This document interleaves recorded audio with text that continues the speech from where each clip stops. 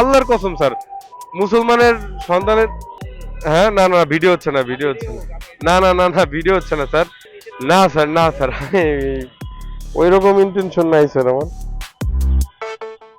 Sir আমার কাগজপত্র আছে স্যার, আমার এই ইসে মুছে গেছে স্যার আজকে সকালে যেই সকালে বৃষ্টিতে মুছে গেছে স্যার।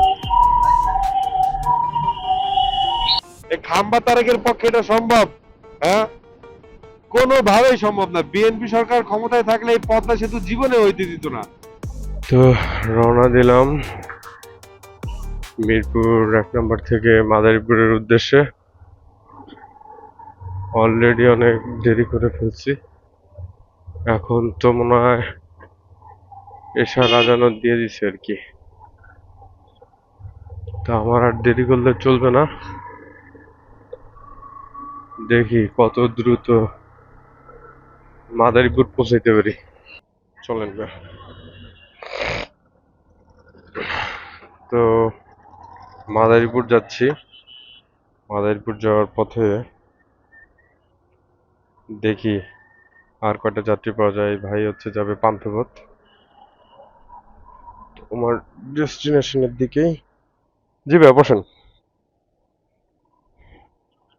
তো ভাইকে নিয়ে নিলাম,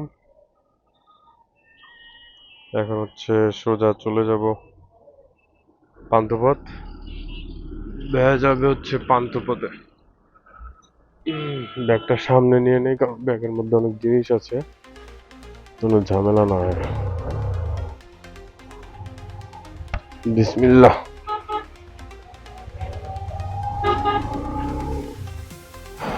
তো এটা হচ্ছে মিরপুর 1 নম্বর দিয়াবাড়ি ঘাট।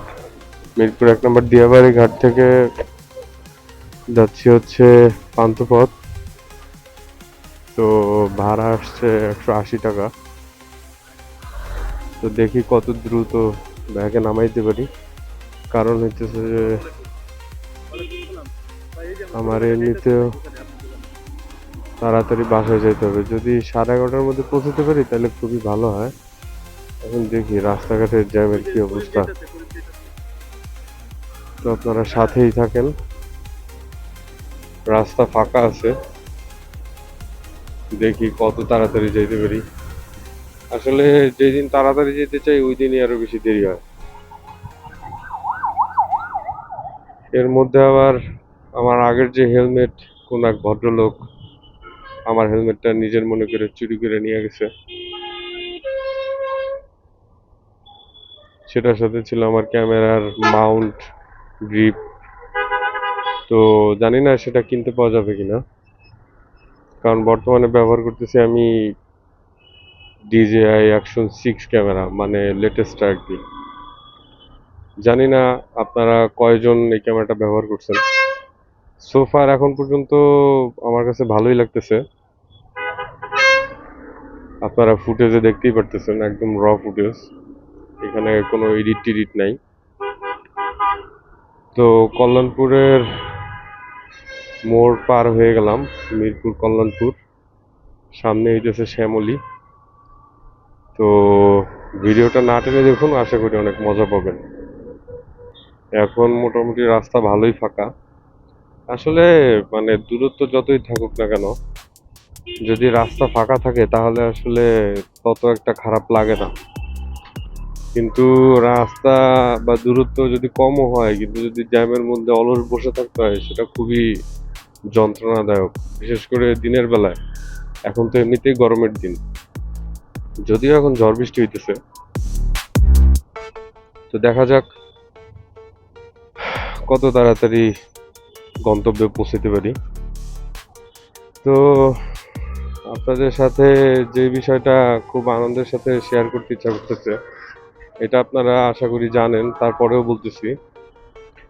আমাদের যে রূপপুর পারমাণবিক কেন্দ্র, ওইটা বিদ্যুতের জন্য পুরো রেডি।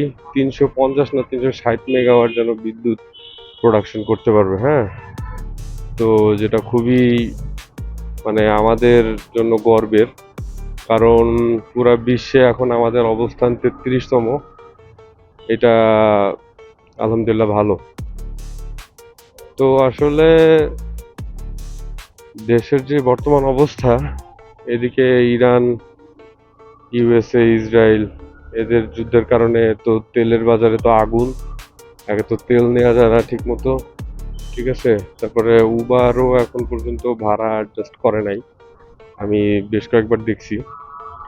এই ভাড়া এগুলো সব আগের মতোই আছে। তো এটা আসলে অনৈতিক।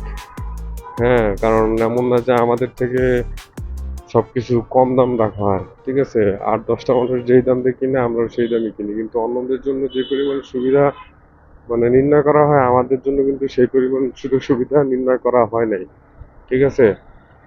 এর আগে যে রাইড শেয়ারের একটা বাজার ছিল, সেটা ছিল খুবই আলহামদুলিল্লাহ ভালো। কিন্তু বর্তমানে যে রাইড শেয়ারের বাজার, এটা আসলে খুবই একটা জগা খিচুড়ি মিশেলারি অবস্থা, ঠিক আছে।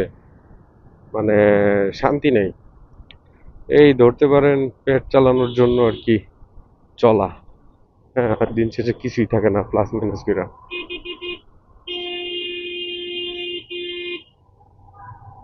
তো কথা বলতে বলতে আসাদ গেট পার হয়ে গেলাম। এই তো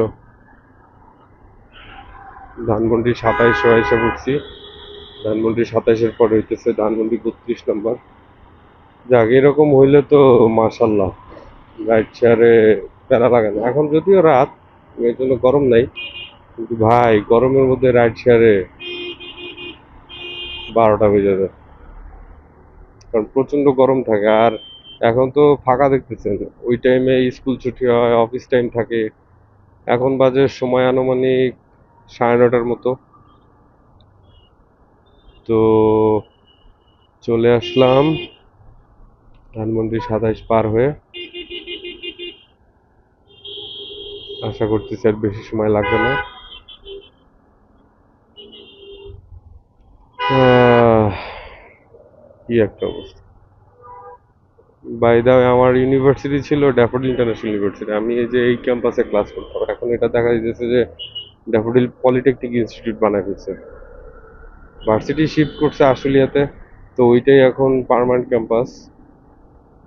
আগে তো 3টা ক্যাম্পাস ছিল, এই ধানমন্ডিটাতেই ছিল আর কি মেইন ক্যাম্পাস। আমি যখন এইখানে পড়াশোনা করতাম তখন এই ক্যাম্পাসগুলো ছিল ড্যাফোডিল বিল্ডিং নামে পরিচিত, এখনো আছে, কিন্তু ড্যাফোডিলের যে ভার্সিটির কার্যক্রম সেগুলো আর নাই।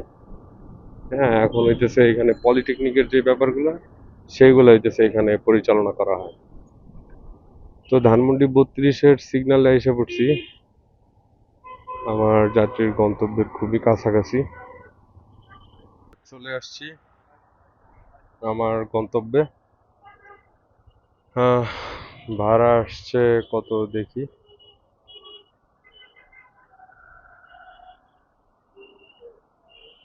ভাড়া আসছে 178 টাকা।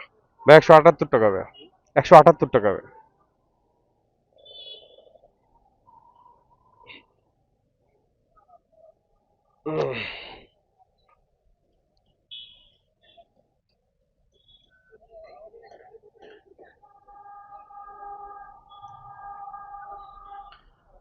তো অনেক দ্রুত চলে আসছি, কিন্তু মিরপুর পার হইতে খবর রয়ে গেছে, কারণ এখানে অটো রিক্সা বাসের কারণে অনেক ভোগান্তি পোহাইতে হয়েছে।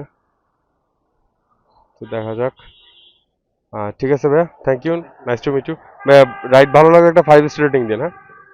তো দেখতেই পারলেন, এখানে আমার কষ্টের অর্জিত টাকা এখানে আছে 178 টাকা।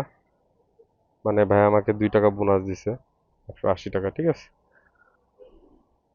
তো ভাইয়া মার্শাল্লাহ। ভাইয়া ওই হাসপাতালে আসছে, এই সামনে হইতেছে বসুন্ধরা সিটি শপিং কমপ্লেক্স। ভাইয়াকে 5 স্টার রেটিং দিয়ে দিই, আমি সবাইকে 5 স্টার রেটিং দিই। তো এবার যাই তাড়াতাড়ি আমার গন্তব্যে, দেখি আর কোনো যাত্রী পাই কিনা আর কি। মানে কন্টাকে আর কি আমি রাইড নেই না, একে তো ওইভাবে কথাও বলতে পারি না যাত্রীদের সাথে। হ্যাঁ, ওই আবার স্ট্যান্ডে বিভিন্ন যাত্রী ভাইরা থাকে, তাদের সাথে আমার।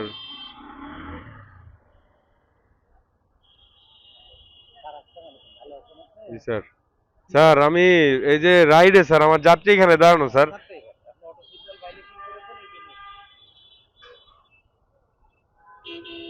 ঠিক আছে স্যার, আমি ইয়া করতেছি।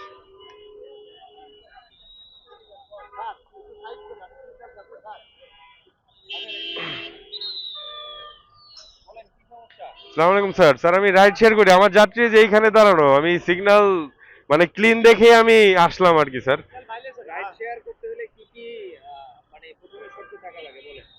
স্যার ট্রাফিক আইন ঠিকঠাক মতো নিয়ম কানুন মেনে চলতে হয়।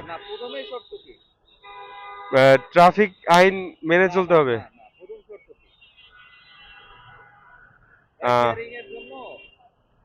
আহ, জি স্যার, হেলমেট থাকতে হবে।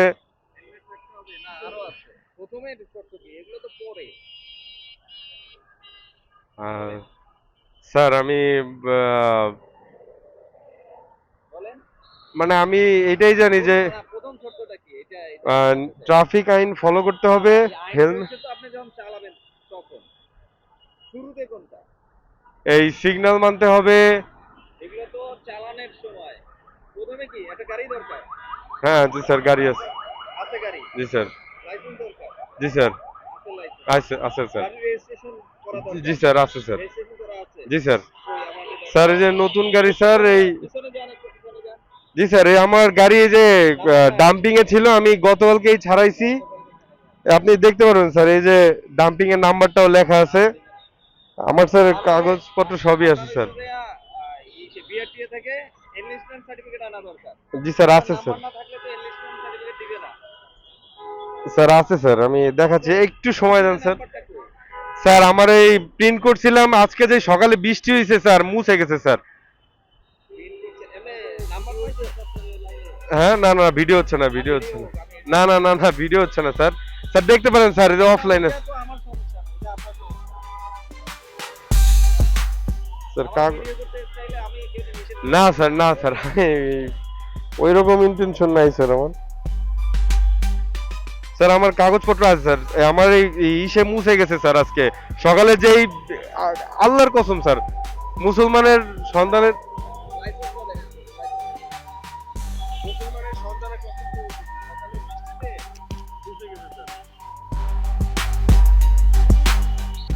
ওই সিগন্যাল হালকা ফাঁকা দেখে টান দিছি, কিন্তু আসলে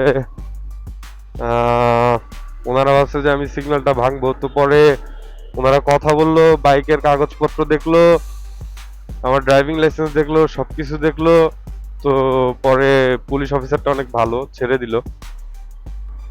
মেয়র হানি ফ্লাইওভারে উঠতে হবে, তো দেখি কত তাড়াতাড়ি যেতে পারি। এই যে সামনে হইতেছে জজ কোর্ট, জজ কোর্ট পার হয়ে যেতেছি। এই দিক দিয়া হইতেছে গুলিস্তানে যে বঙ্গ মার্কেট আছে, যারা চিনেন, ওই বঙ্গ মার্কেটের পাশ দিয়ে হচ্ছে মানে ঢাকা মেডিকেল কলেজ আর কি। ঢাকা মেডিকেল কলেজের ওখানে যে মেয়র হানি ফ্লাইওভারে ওঠার যেই রাস্তা, আমি ওই দিক দিয়ে যাব। তো মোড় পার হয়ে গেলাম, দেখা যাক কত তাড়াতাড়ি যেতে পারি। এটা হইতেছে যাত্রাবাড়ি ধোলাইপাড় থেকে আসলে যে এই দিকের যে টোল প্লাজা, মানে গুলিস্তান নামতে গেলে সেই টোল প্লাজা।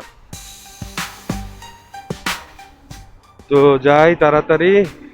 এই রুটটা হইতেছে গুলিস্তান দিয়ে উঠলে এদিক দিয়ে উঠতে হয় আর কি।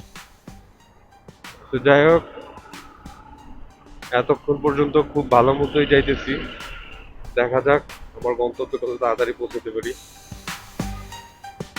তো দেখেন মেয়র হানি ফ্লাইওভারের উপরে কি অবস্থা, পুরা একটা রেস লেগে গেছে। হ্যাঁ, আমিও রেসের একজন অংশীদার। গুণীজনরা বলতো যে ঘোড়া চিনবা যুদ্ধের ময়দানে, আর মানুষ চিনবা বিপদে। তো আসলে এটা হইতেছে আমার ঘোড়া, ঘোড়া ভাগাইছি। দেখি তেরি মনে হইতেছে পাংখা আকাশে উঠতেছি। হ্যাঁ, সেরা। স্পিড কত বাইকের? 76। হুররে।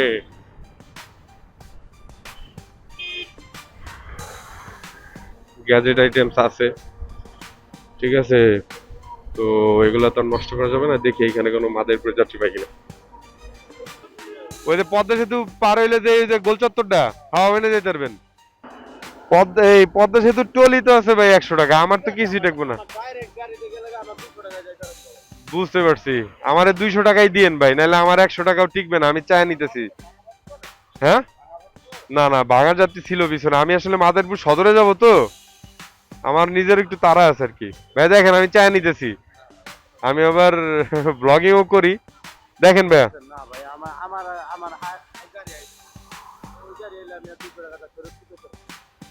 150 টাকা দিবেন? এ ভাই হিসেবে চায় নিতেছি।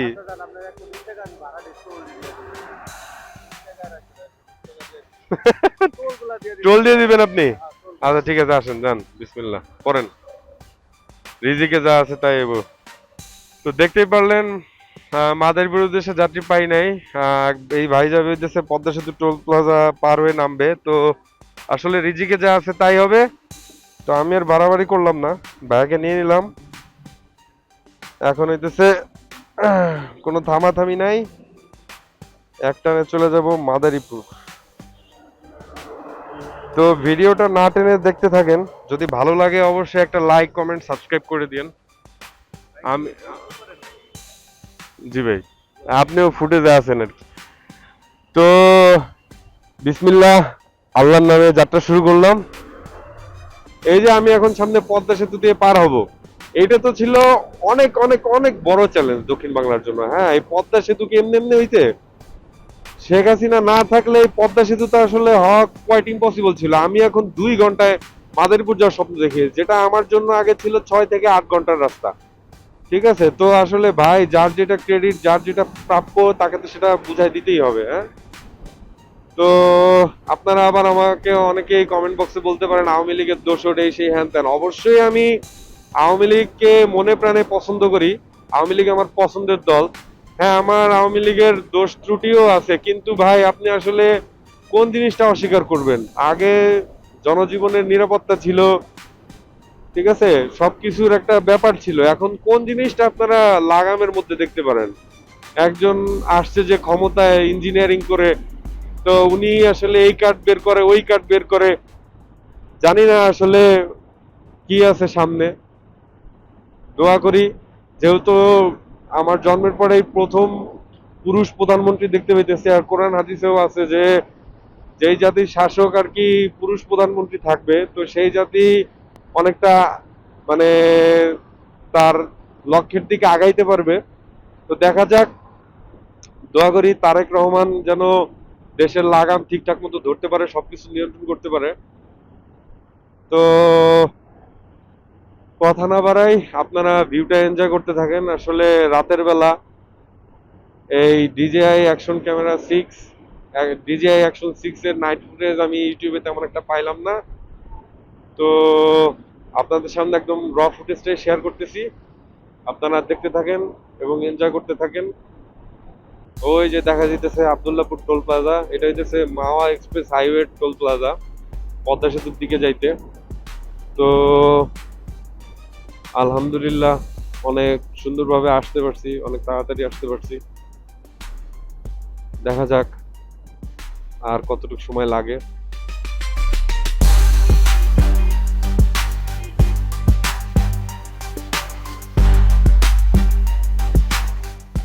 চলে আসলাম আব্দুল্লাহপুর টোল প্লাজায়।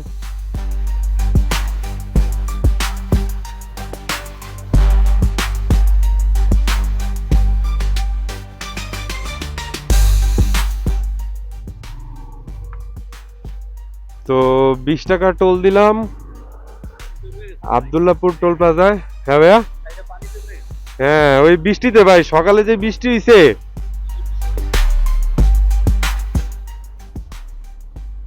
তো আব্দুল্লাহপুর টোল প্লাজা পার হয়ে গেলাম, এখন খালি টান হবে, টান।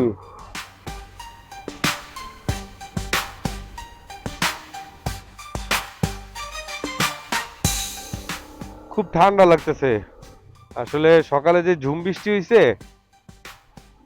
এই কারণে প্রচুর ঠান্ডা লাগতেছে, প্রচুর। ওই যে দেখতে পাইতেছেন পদ্মা সেতু টোল প্লাজা মাওয়া। তো যাই হোক, আমার অর্ধেক রাস্তা আমি আইসা পড়ছি, আর অর্ধেক রাস্তা আছে। আসলে পদ্মা সেতু পার হইলে সর্বোচ্চ 40 থেকে 50 মিনিট লাগতে পারে আমার বাসায় যাইতে। তো দেখা যাক কত তাড়াতাড়ি যেতে পারি। এখন পদ্মা সেতুর টোল দিব।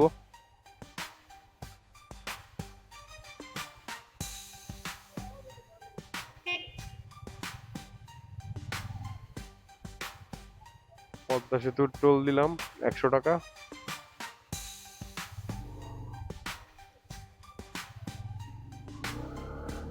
পদ্মা সেতু শুধু আসলে এটা পদ্মা সেতুই না, এটা আমাদের দক্ষিণ বাংলার গৌরব। নাইলে আগের কথা যদি চিন্তা করি, সেই ফেরির আমল, লঞ্চের আমল, এখন তো লঞ্চ তো একেবারেই এই সময় বন্ধ। ফেরি পারাপারে যাইতে হইতো, সেই ফেরি ঘাটে ভিড়, তো তারপরে লোড হইতো, আনলোড হইতো, লোড হইতো।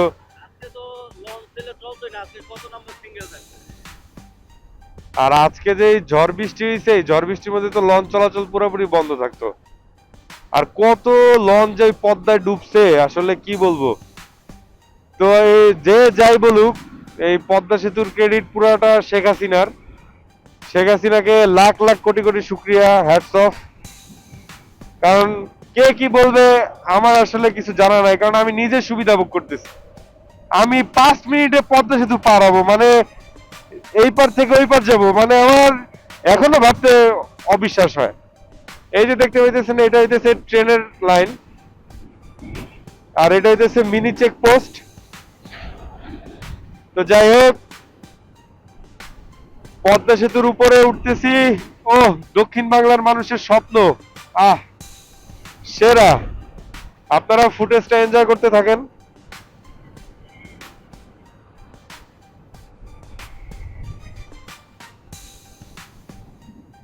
আসলে সেতুর উপরে এত বাতাস, বাতাসে মনে হয় বাড়ি দিয়ে ফালাই দিবে। হ্যাঁ, কিন্তু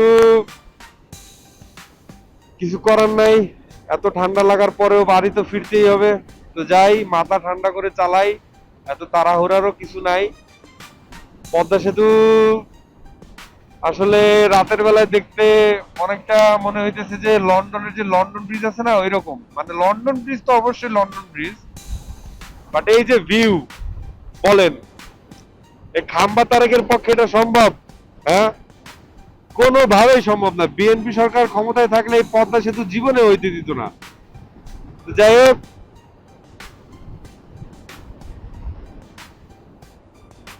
সামনেই মাঝ পদ্মা। তবে সেই লঞ্চের দিনগুলা ছিল অমায়িক, এখন শুধু মানে সোনালী অতীত। যখন লঞ্চে পার হইতাম, 70 থেকে 80 টাকা ছিল এক পিস ইলিশের দাম। একটু ঘন ডাল দিত, ভালোই লাগতো। এখন তো ধরেন সেই মানে ঘটা কইরা যদি আত্মীয় স্বজন বউ বাচ্চা নিয়ে আসা হয়, তাহলেই আর কি এই পদ্মার ইলিশ খাওয়ার সৌভাগ্য হয়। তো আসলে পরিস্থিতি যখন যেরকম থাকে, তখন সেভাবেই মানায় নিতে হবে, এটার নামই জীবন। তো আমিও মানায় নিছি।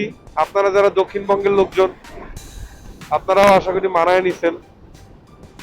তবে হ্যাঁ, দক্ষিণ বাংলার অর্থনীতিতে ভালো বেগ পাইছে। যেই জিনিসটা আগে মানে 2-3 দিন সময় লাগতো, ধরেন দক্ষিণবঙ্গের ওই প্রান্তে আছে আপনার কুয়াকাটা, পটুয়াখালী। পটুয়াখালী থেকে যদি কোনো জিনিস ঢাকায় যেতে হইতো, তো সেইটার সর্বোচ্চ সময়সীমা অ্যাটলিস্ট সর্বনিম্ন 2 দিন তো ধরে রাখাই লাগতো। কিন্তু এখন তো মাত্র কয়েক ঘন্টার ব্যাপার। সর্বোচ্চ 6 ঘন্টা সময় যদি আমি বলি, তাহলেও সেটা আসলে কম। তো যাই হোক, কথা বলতে বলতে মাঝ পদ্মা চলে আসলাম। প্রচন্ড বাতাস, আসলে মনে হইতেছে যে শীতকাল চলে আসছে এই প্রচন্ড গরমের মধ্যে। আসলে যারা আজকে সকালে ঘুম থেকে উঠছেন, যারা বৃষ্টিটা উপভোগ করছেন বা যারা বৃষ্টিটা দেখছেন, তারা জানেন আসলে যে আজকে সকালের ওয়েদারটা কি মারাত্মক খারাপ ছিল। যেরকম কালো মেঘ, সেরকম বৃষ্টি, ঝুম বৃষ্টি। তো এই হইতেছে ক্যান্টনমেন্ট। কত সুন্দর লাগে দেখতে না, অস্থির। পাঁচচর চলে আসছি, পাঁচচর দিয়ে ঢুকলাম। এখন পাঁচচর দিয়ে হইতেছে সোজা শিবচর বের হবো। কিন্তু কপালটা মনে হচ্ছে খারাপ, বৃষ্টির কবলে পড়ে যাব। অলরেডি বৃষ্টি নাইমাও গেছে, খালি বৃষ্টি না, ঝুম বৃষ্টি।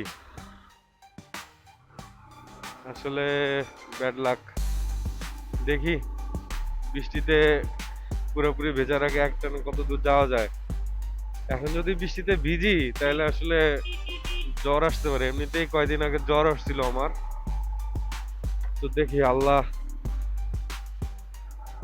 আমি যেন বৃষ্টিতে পুরোপুরি না ভিজি, আমি যেন তার আগে বাড়িতে পৌঁছতে পারি।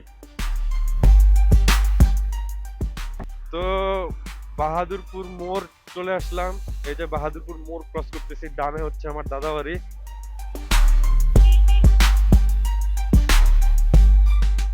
পুরা আইচার নিচে তুফান উঠাই দিছি, যেই টান দিছি।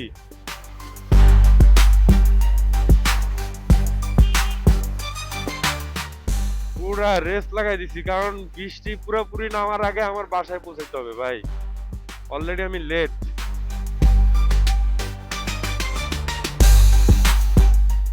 সামনে হচ্ছে মিঠাপুর ব্রিজ। তো আসলে এইভাবে যে বাইক চালাইতেছি নিজেরই ভয় লাগতেছে, তারপরও তাড়াতাড়ি বাসায় পৌঁছাইতে হবে। ওরে বাবা রে বাবা, কি পরিমাণ মেঘ চমকাইতেছে, বিদ্যুৎ চমকাইতেছে।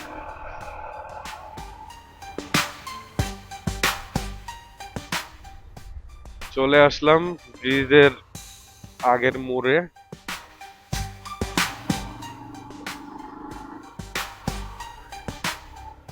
পুরা রাস্তায় মনে হয় আমি ছাড়া কেউই নেই। ওরে ব্যাং,